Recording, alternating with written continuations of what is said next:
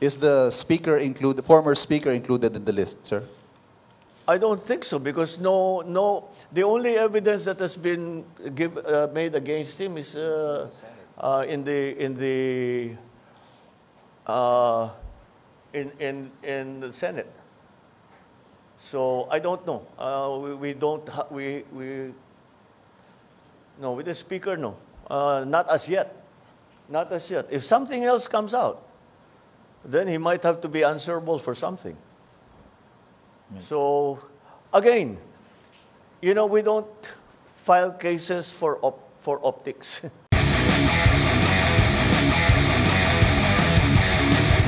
Matapos ng 2 linggo mula ng SONA, binuksan na natin yung sumbong sa Pangulo website para makareport ang taong bayan na diretso sa akin. At mula noon, nakatanggap na yung sumbong sa Pangulo website ng more than 20,000 na report na ibinigay. Kaya't marami po sa ating mga naimbestigahan na ay hindi po namin malalaman kung hindi nyo sinumbong sa amin. Napakahalaga ng impormasyon na ibinibigay ng taong bayan sa ating pamahalaan na madaming impormasyon na hindi namin makukuha kung hindi sa inyong sumbong. Kaya't ipagpatuloy po ninyo yung inyong pag-report sa amin kapag meron kayong nakita na dapat tignan, dapat imbestigahan, dapat pag-aralan. Noong Agosto ay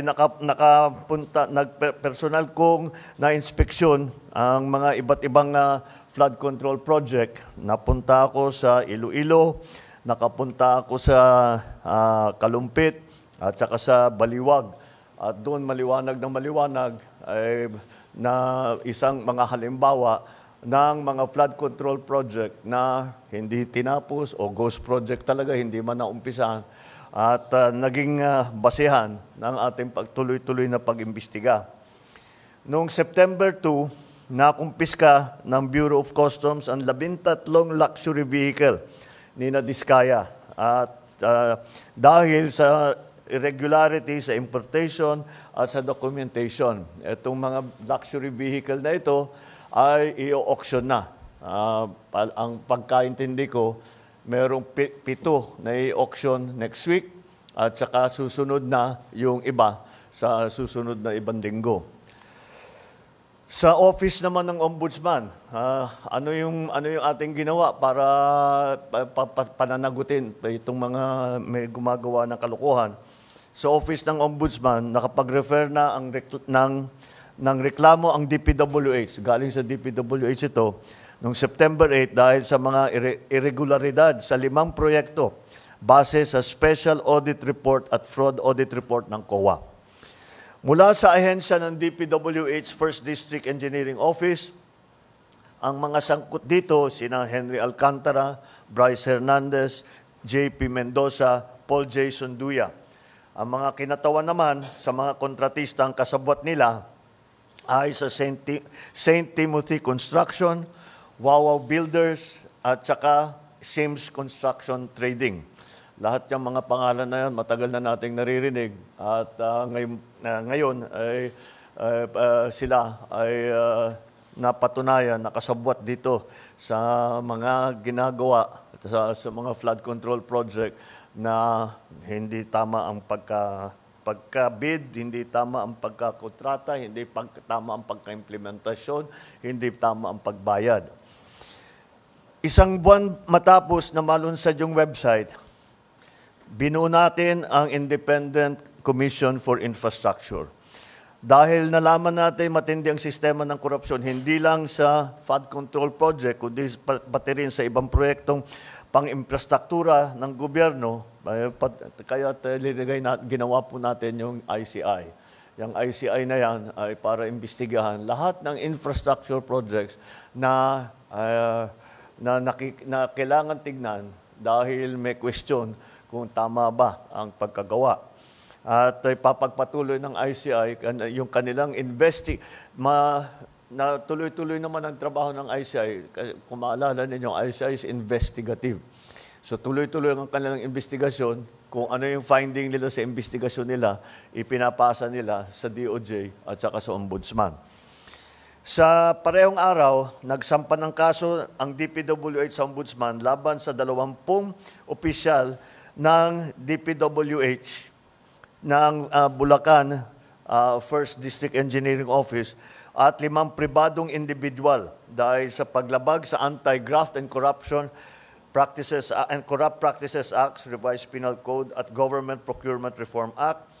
Kasama dyan si Henry Alcantara, Bryce Hernandez, JP Mendoza at ang mag-asawang Diskaya.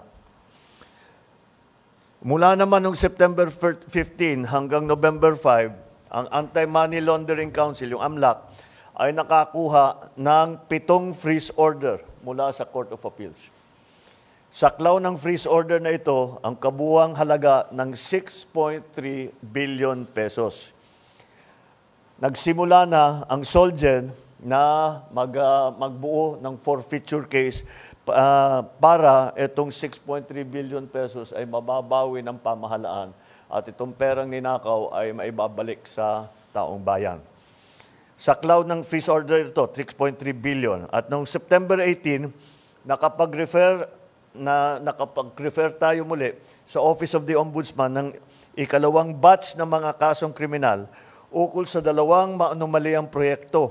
Ito ang kinakasangkutan ng 6 na opisyal ng DPWH at 2 pribadong kontratista. Andito yata, these are the cases. No? Mula naman noong September 29 hanggang November 6, nagsumiti na ang ICI sa Office of the Ombudsman ng criminal at administrative cases laban sa 37 individual na konektado sa mga maanomaliang FCPs. Kabilang dito mga kasong graft and corruption, malversation, falsification, plunder, paglabag sa Code of Conduct for Public Officers. Samantala, nag-submit din ang DPWH sa Philippine Competition Commission ang 12 kaso ng bid manipulation at bid rigging noong October 3. Kinasasangkutan ng 6 na pribadong kumpanya. Dito pa lang sa mga kasong ito, makakabawi tayo ng 3 hanggang 5 bilyong piso ang penalty na pag sinama-sama natin lahat ng penalty ng lahat ng kaso ng mga bid rigging so far, baka meron pang idadagdag diyan sa kasalukuyan pa lang yan, ay makakabawi tayo ng 3 to 5 billion pesos in terms of fines. Nito namang October 23, nagsampa ng kasong malversation at paglabag sa Anti-Graft and Corrupt Practices Act ang DPWH laban sa 21 opisyal ng DPWH La Union 2nd District Engineering Office at Davao Occidental District Engineering Office at 4 na pribadong individual. Moises Tabukol ng Silver Wolves Construction Corporation, Alvin Diego ng Silver Wolves Construction Corporation, Maria Roma Angeline Rimando ng St. Timothy Construction Corporation, Cesara Rowena Diskaya ng St. Timothy Construction Corporation. Ang sabi ni Ombudsman Remulla ay meron ding person of interest in the person of Congressman Eric Yap na dating Committee on Appropriations Chairman mula 2019 hanggang 2022. Nito namang November, sinampahan ng DPWH ang 6 na kumpanyang ito na 3 kaso ng bid manipulation at bid rigging. Mula naman November 16, nagsampa naman ang Bureau of Internal Revenue, ang BIR natin, ng 10 kaso sa DOJ laban sa mga opisyal ng DPWH at mga kontraktor. Umaabot sa 8.86 billion pesos ang kanilang tax liabilities. Ito ang mga tax na ang buwis na hindi nila binayaran at nakita ng BIR upon investigation. At ngayon, nakasuhan ngayon sila upang mabawi ang kanilang utang sa gobyerno dahil sa buwis na hindi nila ibinayad at siyempre may mga multa yan dahil sila hindi nagbayad. Ito ay tax liabilities na sangkot sa mga kasong tax evasion at failure to file accurate information. Tinutukan din ng administrasyon ang mga reforma para sa mga ahensya upang matiyak na magagampanan nila ang kanilang mga tungkulin at maiiwasan ang mga anomalya at irregularidad sa mga proyekto. Sa Public Works, sa DPWH, nagpatupad ng blacklisting mula sa mga kontrata ng gobyerno sa lahat ng kontratistang sangkot sa ghost or substandard na mga proyekto. Noong October 23, formal na nakipagtulungan ang ahensya sa AMLAC upang mabantayan at maibalik ang pondo ng bayan na nawala dahil sa korupsyon. Naglabas ito ng special issuance of the construction materials price data noong October 23. Layo nitong pababain ang mga presyo ng mga materyales para sa construction ng mga proyekto ng pamahalaan. Aabot sa 50% ang maibabawas sa presyo upang maiwasan ang overpricing. Dahil talagang titignan natin, market price na ang hindi pwedeng ibahin o baguhin o masyadong malayo sa market price ang mga materyales na ginagamit dito sa mga flood control project at sa mga lahat ng infrastructure project.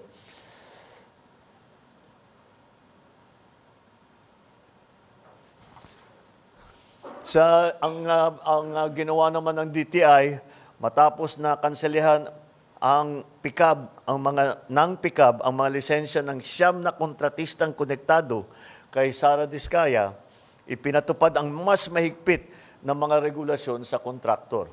Unang-una, napakasimple at nakakapagtaka na ito ay pinabayaan at it was a very strange development na ito ay that was allowed na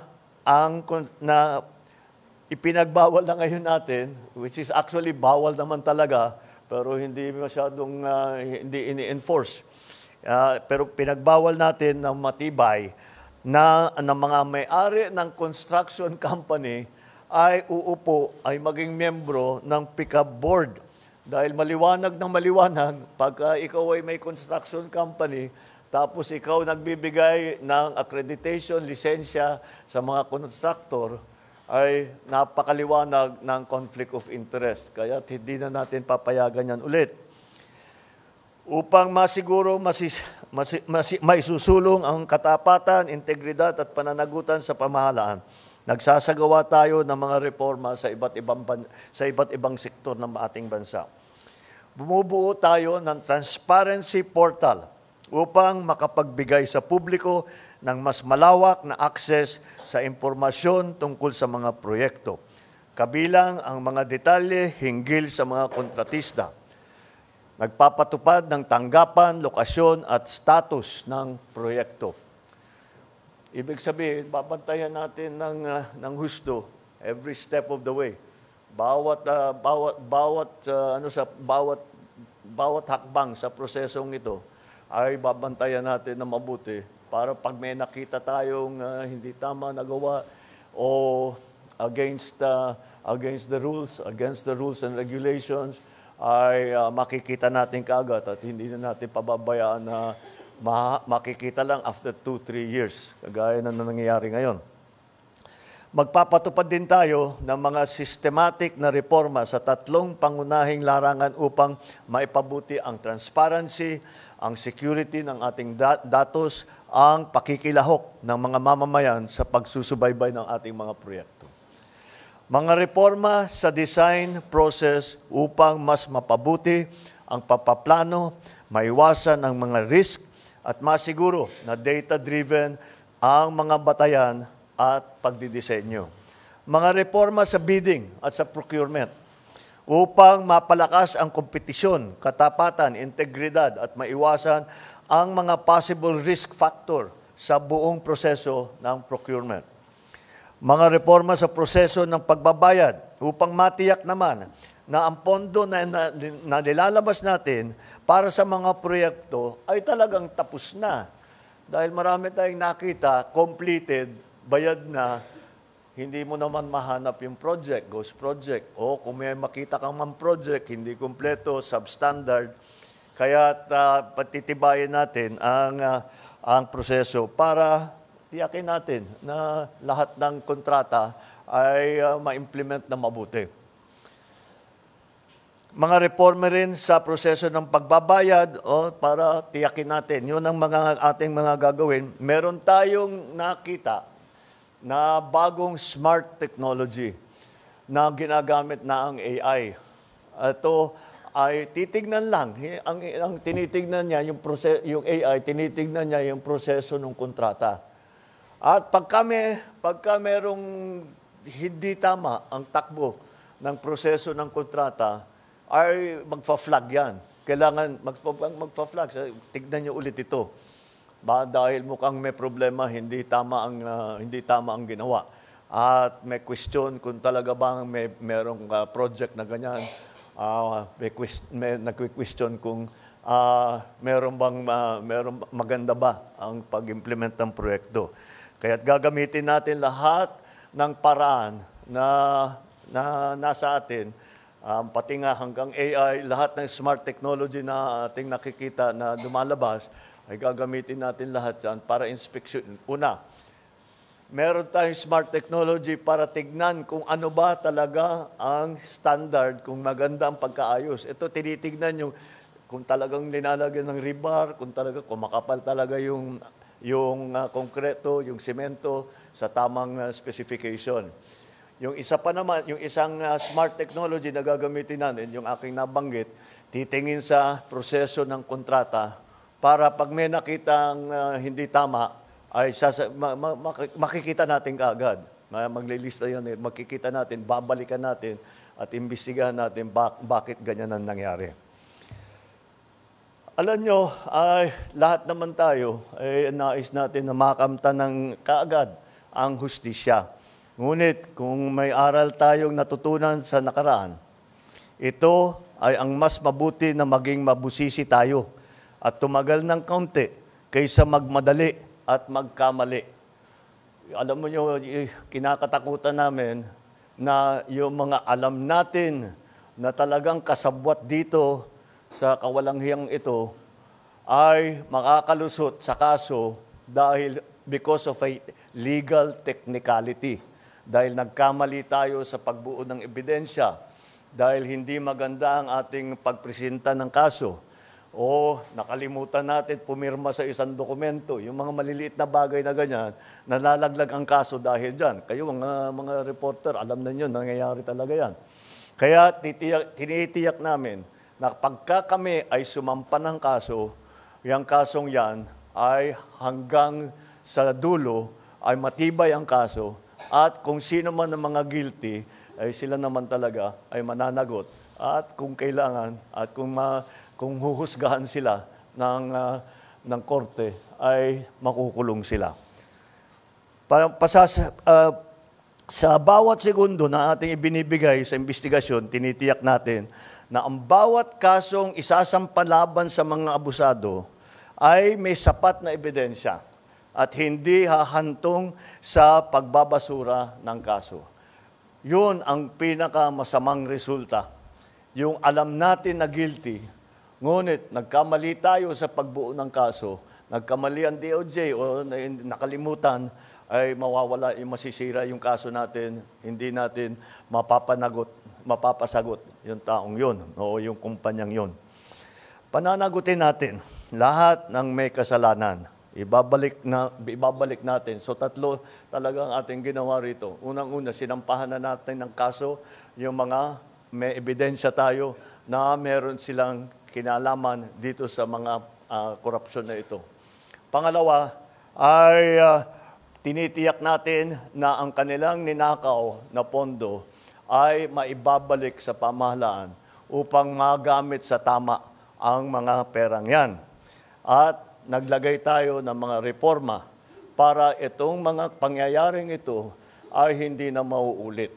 Kaya yan yung tatlong talagang tinututukan natin na bagay. At ito, yung aking mga nabanggit ngayon, ay yan, ang magiging resulta dito sa ating pag-focus, pagbigay ng pansin dito sa tatlo. Unang-una, mapapanagot ang mga kasama rito, mga kasabwat dito sa korupsyon. Pangalawa, maibabawi ng gobyerno ang pera na ninakaw nila.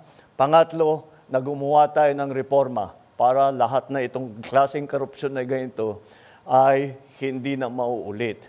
Kaya yung mga taong yan na kasabwat dyan, eto, mga walang hiyang ito, na nagnanakaw ng pera ng bayan, tapos na ang maliligaya ninyong araw.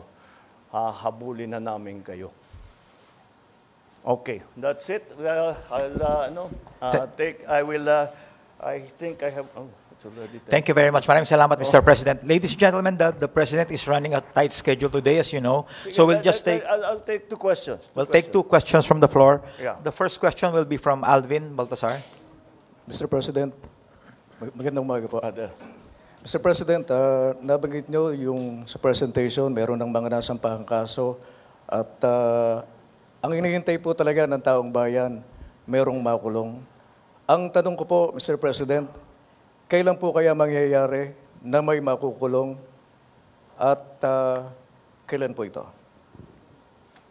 Palagay ko, hindi palagay ko, alam ko, bago magpasko, marami dito sa napangalanan dito ay palagay ko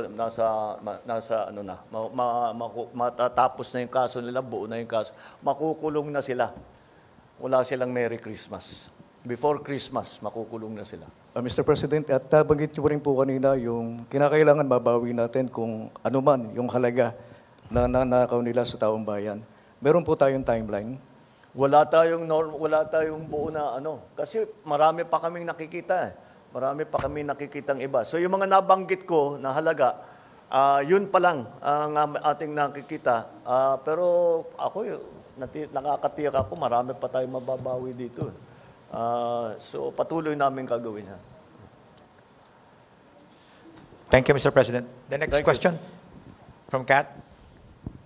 Good morning, Mr. President. Sir, you mentioned in the latter part of your speech na tapos na ang maliligayang araw nyo, hahabulin namin kayo. The nation's question is, why is former Congressman Zaldico's passport not yet canceled? And what is the government doing to actually either convince him or force him to return to the Philippines? I think that's best directed at the lawyer because it's a legal answer.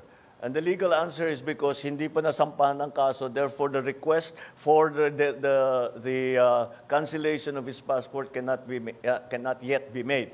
However, when that time comes, we will immediately cancel his passport. I'm not a lawyer, so I cannot. I'm not the best person to explain it, but that's the procedure. You have to give grounds for the cancellation of the passport, and those grounds will be based on the cases that will be filed against him. Sir, just a follow-up question on that point. Sir, how convinced are you that Zaldico is the most guilty in this case, or are you somehow amenable to extending an option for him to become a state witness? I'm sorry, extending? An option for him to become a state witness. That option is always there, except for them who are the most guilty. Do you think he is? I don't want. And then pag sinabi ko, sasagutin kita, sasabihin nyo, prejudged. Let the courts do their work. Let the judges do their work. Yun ang sa kanila. Mr. President, one more question, please. While we navigate this corruption scandal, the economy is taking a hit. Yep. The peso hit an all-time low yesterday. Third quarter GDP is at 4%. The stock market is at pandemic levels. What is the plan to recover investor confidence? At ano ho ang plano para sa economic recovery? Well, the reason that we had that is that we there really was a downturn in economic activity, you have to remember that it's not only because of these problems. Yung bagyo, yung nawala na working days na sa ekonomiya natin because of climate change. And you have to also remember the situation, the global situation. We are not the only ones suffering the shocks that come from the new trade structure that has been imposed on the rest of the world. And so we are all adjusting to that. Kaya yung mga growth rate na lahat ng grupo all around the world is falling. But marami tayong measures na ginawa because the public spending now will be increased, and to make sure that by the end of the year that the levels of public spending are according to our original plan. So mababawi natin yung nawala sa third quarter. Sir, one more point on your presentation. Very obvious, very noticeable po na marami sa mga pangalan binanggit ninyo, DPWH officials, contractors, pero kakonte, if at all, yung mga nabanggit na legislators who are... Well, no, they're part of the list. We'll give you the complete list. I just didn't go through them because there are like 37 of them. So you'll get, as I said, you'll get a briefer, which will give you more detail on all of the things that I've said today. Is the former speaker included in the list, sir? I don't think so, because no. The only evidence that has been made against him is in the Senate. So I don't know. No, with the speaker, no. Not as yet.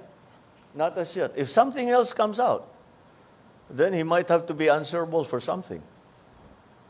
So, again, we don't file cases for optics. We file cases to put people in jail or to make people answer.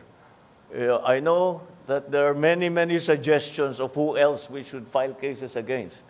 Well, we're fine with that. Provide us the evidence and we will file cases against them. Kaya sinabi ko, napakahalaga yung sumbong sa Pangulo. Dahil marami kaming nakukuhang impormasyon dyan. So, pagpatuloy ninyo yung inyong pagsumbong. At bigyan nyo kami ng lahat ng ebidensya na meron kayo para magamit natin, para kasuhan kahit sino. Walang immune dito walang exempted dito sa mga investigasyon na ito.